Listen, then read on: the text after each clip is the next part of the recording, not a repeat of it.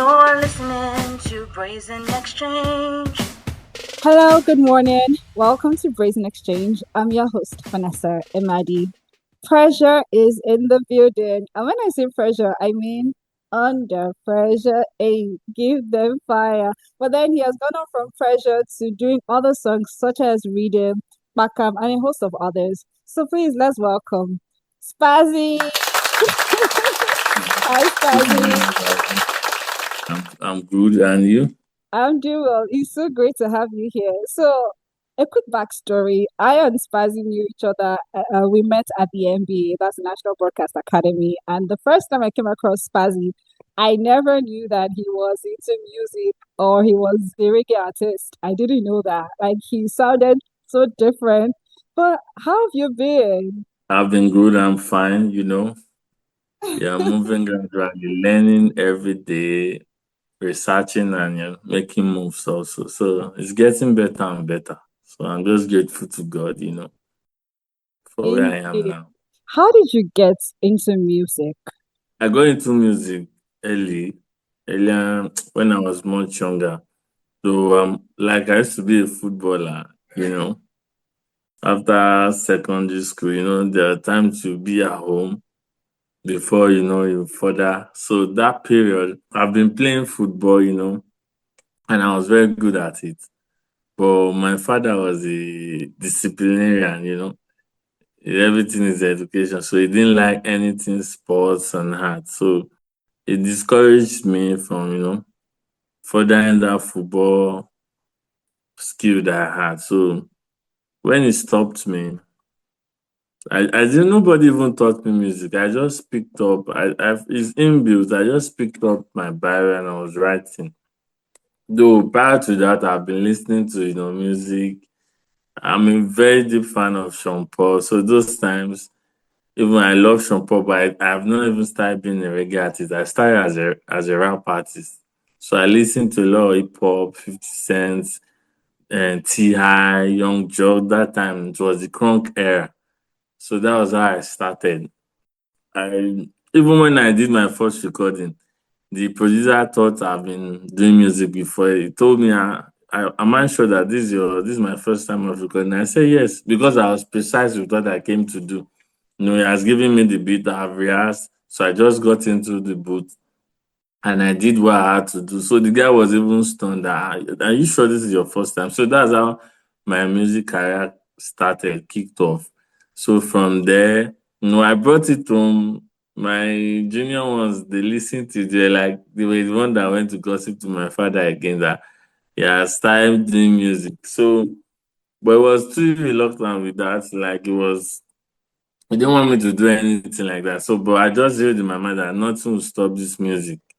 So since then, even the ups and downs, I've just been, evolving, making research, evolving, testing sounds, before I now carved my niche now, right now. So basically, that's how I started. From football, you entered the music industry. You found yourself in music. You loved music. And then you started as a rap artist. So, how did you make that switch from rap to reggae? Because it has a specific kind of audience, right? Not everybody will be into reggae, but you see hip hop and the rest, like there's an audience for that. But reggae takes a special kind of love for you to be into reggae. So why did you make that switch from rap to reggae? That time, there were this dance. It was a clever J era then. Agege where we did Connie Love. That was the time. So everybody was doing dancehall, but Nigeria AJ kind of dancehall. So anytime I go to meet DJs to play my song, they would tell me I should do a commercial song. I should do a commercial song instead of the hip hop that I've been doing. So what brought the switch was I was like, okay, if I'm going to do a commercial dancehall song, it's not this typical one they do. That naturally I like reggae. So I just went to make my research. There is root reggae, there is raga, there's dancehall, there's dubstep. So I like, okay, I prefer because I love reggae, so I prefer to do the dancehall reggae. So that's how I switched into reggae. That's how I started doing the dance or understand then from then learning different patterns of the genre. So that's how I started. You've been loving it so far, haven't you? Definitely, it's something that you have passion for, and even no matter the challenges, I still keep doing it, spend my money because it's something I love to do. There's passion in it. That's why even till now, most of some of my colleagues have left music behind, but I'm still doing it because I find joy in it, and there's passion in it. So it's something I love basically. Even if it's pain is not, but I have other things that I'm doing that is bringing money, but that passion is still there. So I'm still doing it. I'm even dropping a single on the 16th of this month. So you get it. So basically, Yeah, great. Because I was going to ask you about that. But before we get into that, what has been your biggest challenge so far? okay, I would say basically is to go big in the industry right now. There's a lot of money, and then strategy also. The PR for an independent artist, if you want to go head to head with the big ones, it takes a lot of teamwork, a lot of PR stunts, and that money goes into that. Basically, it's just the funding. The product is there, but it's how to market it in a big way.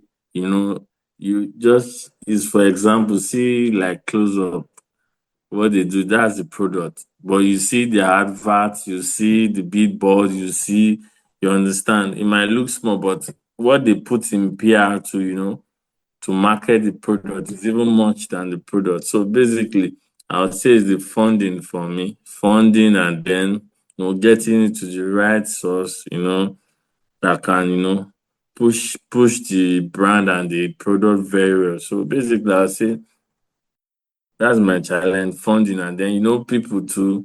They will, people in our industry, even as a presenter, rather, you want to play your songs on the radio, you have to pay.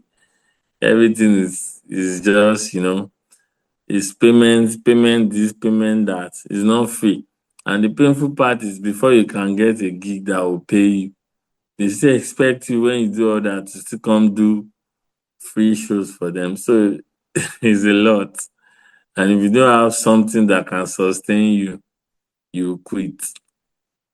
But but it has been God's grace, I will say that. So I'm still here pushing. So that's what's Definitely, up. definitely. Because I see your status every single day. Like there's always something that you're doing, always something that you're pushing. You love this music, I can see that. So what keeps you motivated? First of all, I'll say God because my talent is inbuilt. And then to what I see generally every day, the experiences we see, what things that happen to humans or me generally, like I learn from all that. So I infuse all that in my music and in my project. So that's how it works for me. I know right now I'm more mature in the sound, I understand. So there's spontaneity when I'm recording these days. It's not, it's something I've been doing for a while. So it has been a part and parcel. So I understand it more now, and I'm really working on the business side too, learning one or two on the business side of the music. So it's not being an artist alone doesn't even help. You still have to have an idea about the business side, how it works, how you can make money. You understand? So that's what's up, Ben. Yeah, so since you're foray into music, how have you been able to gather your audience? Like, what do you do? How have you built your own audience? Like I was saying before, reggae, it takes a special kind of loving, let me put it that way, for Yeah, you yeah. to appreciate reggae music. So, how do you gain your audience? Okay, for right now, I'll still say it's still in process. I'm still trying to gather more.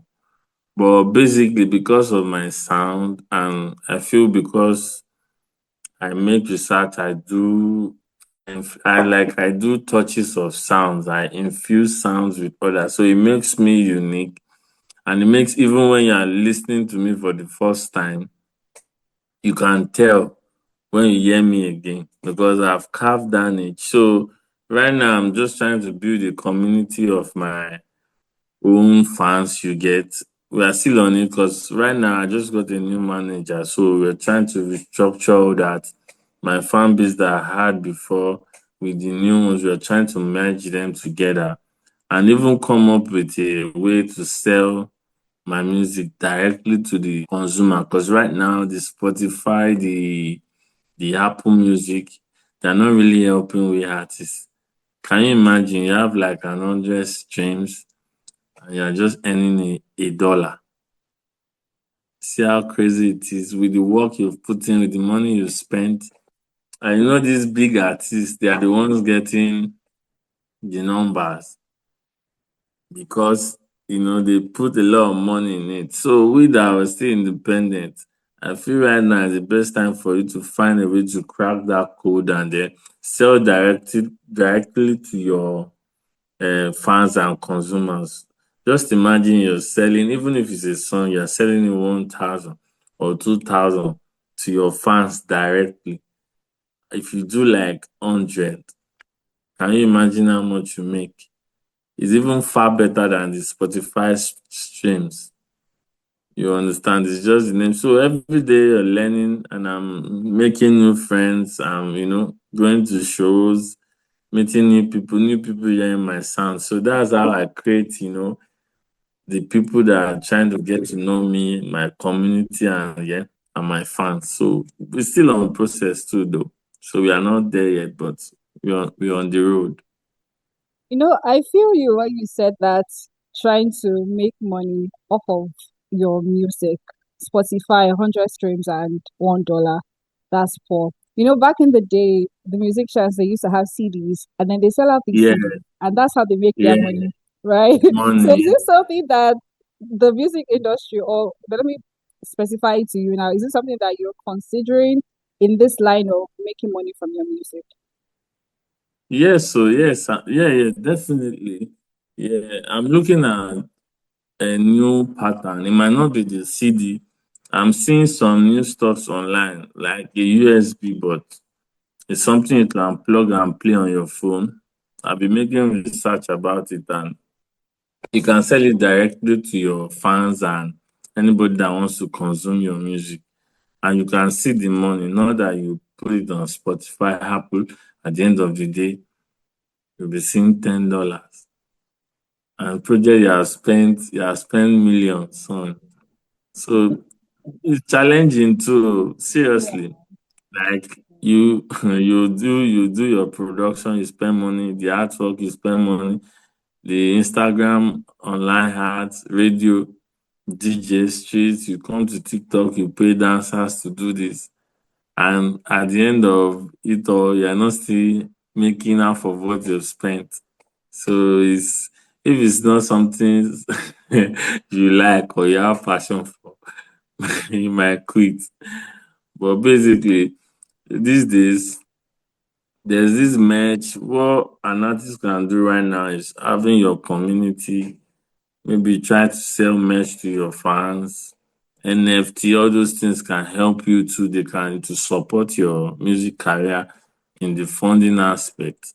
And it will help you also grow because when there's more funds, you can do and do more for the culture and then for your fans also. You're right when you say that we are now in the digital age. So you can definitely, instead of thinking of the CD, which is an option, you can always plug your music somewhere, send out the link for your fans Yeah, to access it. In order for yeah, them to access it, they have to like pay a certain fee or yeah, something. certain So fee, yeah, yeah. that makes sense.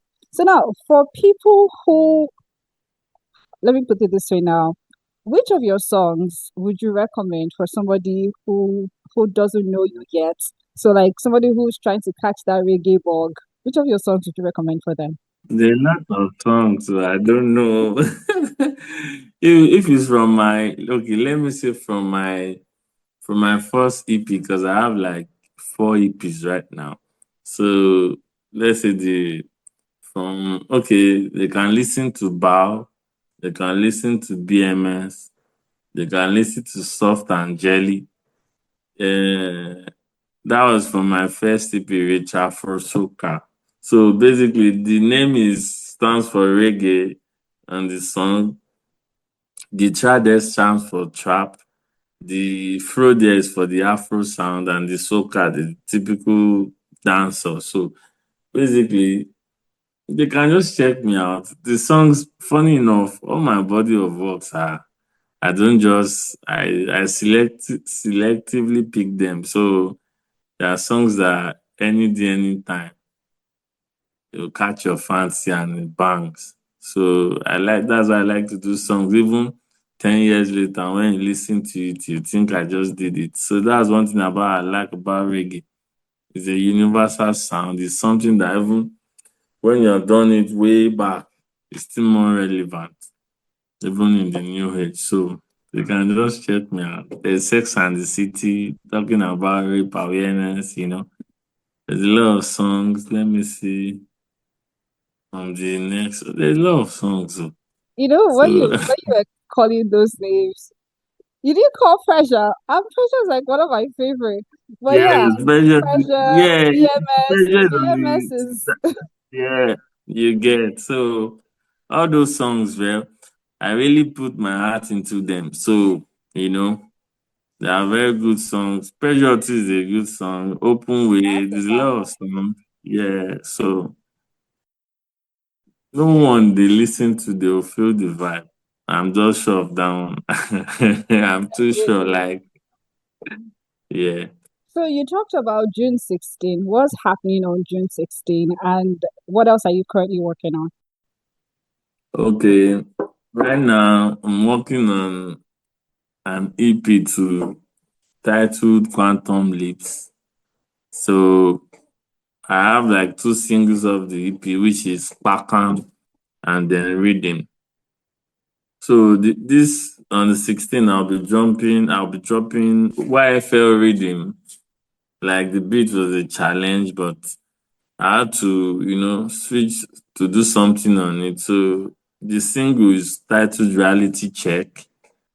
So in the song, I'm talking about, what is going on from the masses to the government to our culture to our religion to the killings, to the lies from the politicians, you understand? So basically, what is happening all around in a nutshell.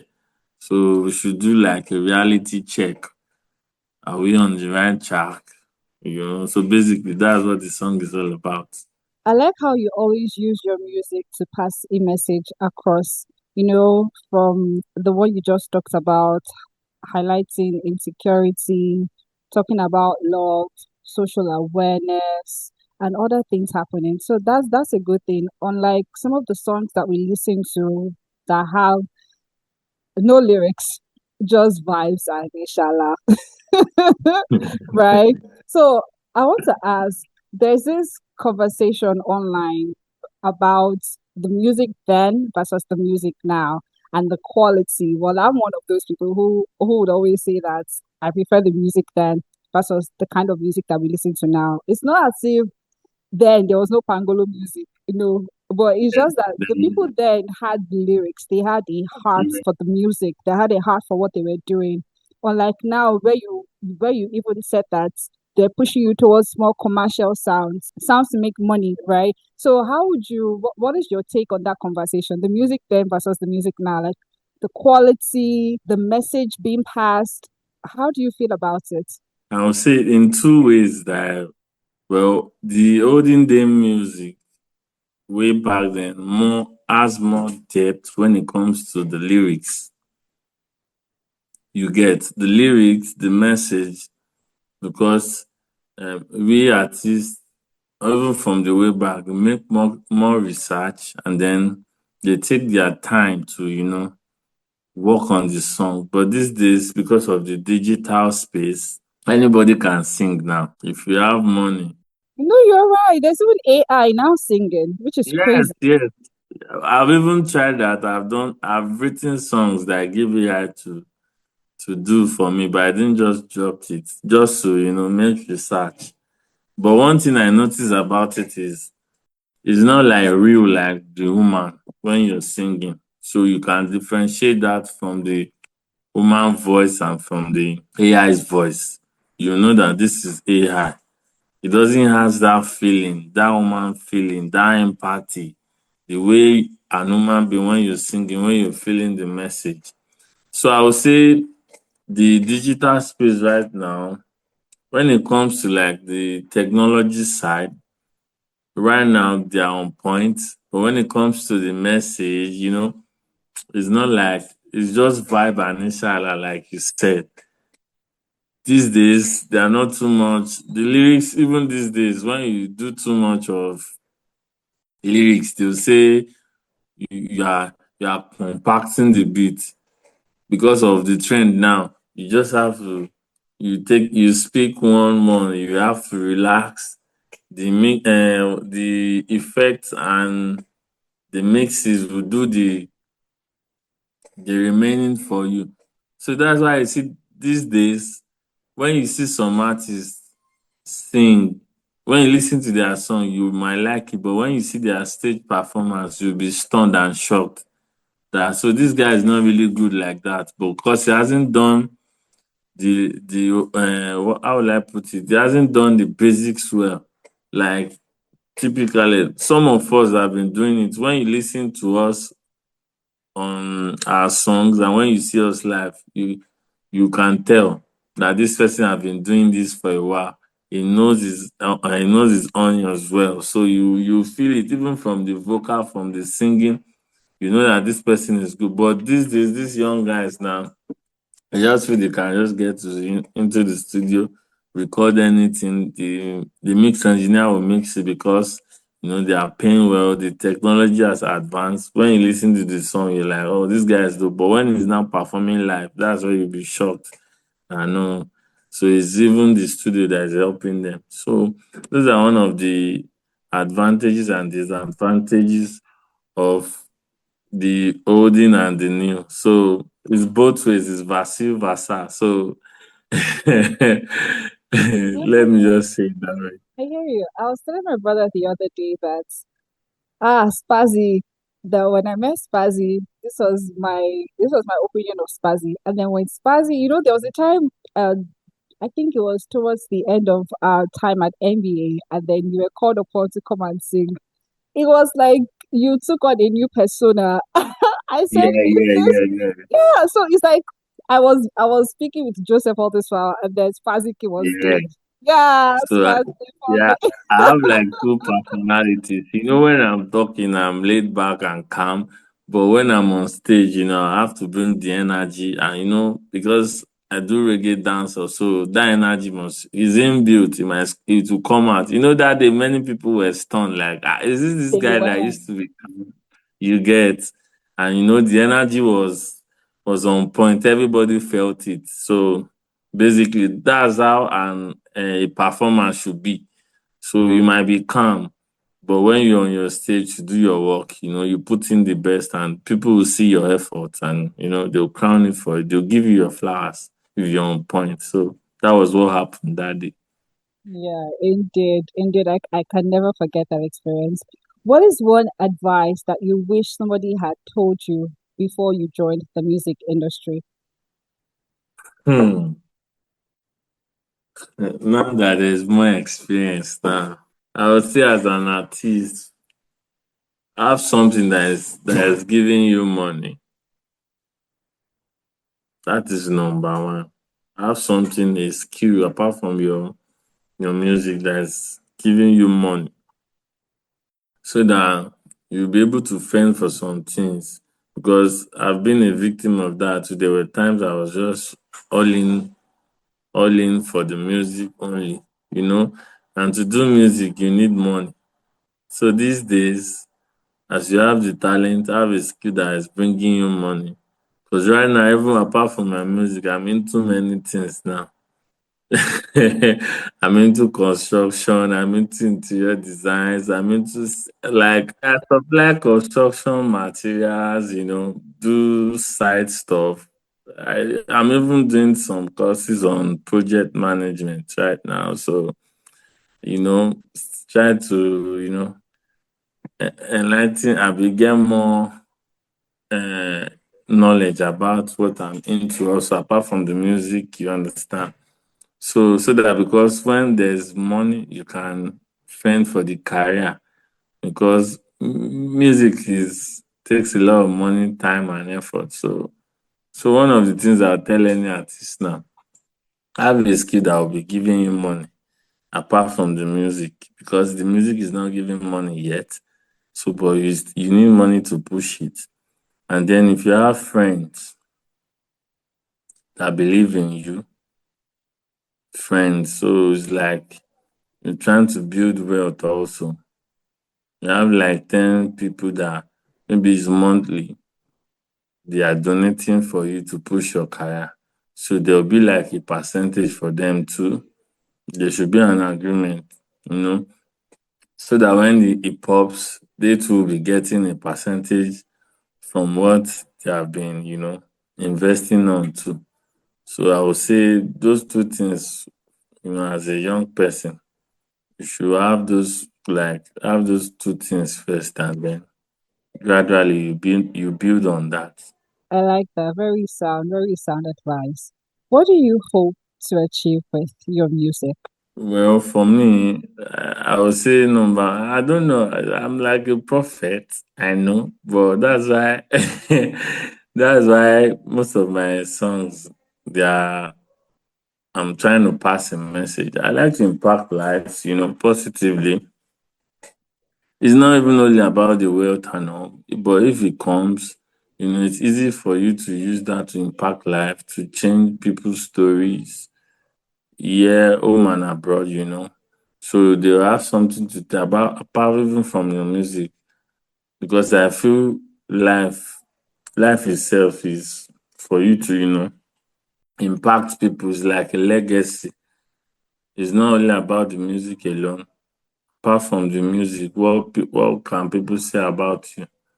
In real life. So, and we have challenges everywhere. So I'm looking at where I can come into, innovate, impact life, change people's story, and build on that. And people you are changing their life, they will also find a way to give back to the community or people to change that. It's just like a legacy. So for me, I feel that's life.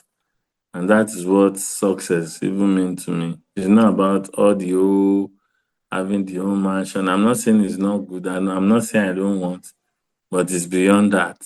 So that's how I see it in my own view. Thank you so much for spending your time and sharing your thoughts, your music with us. It has been lovely having you here, Spazzy. Thank you so much. Likewise here. Likewise here. Thank you for having me too. Till next time on Brazen Exchange, I'm your host, Vanessa Imadi. Goodbye.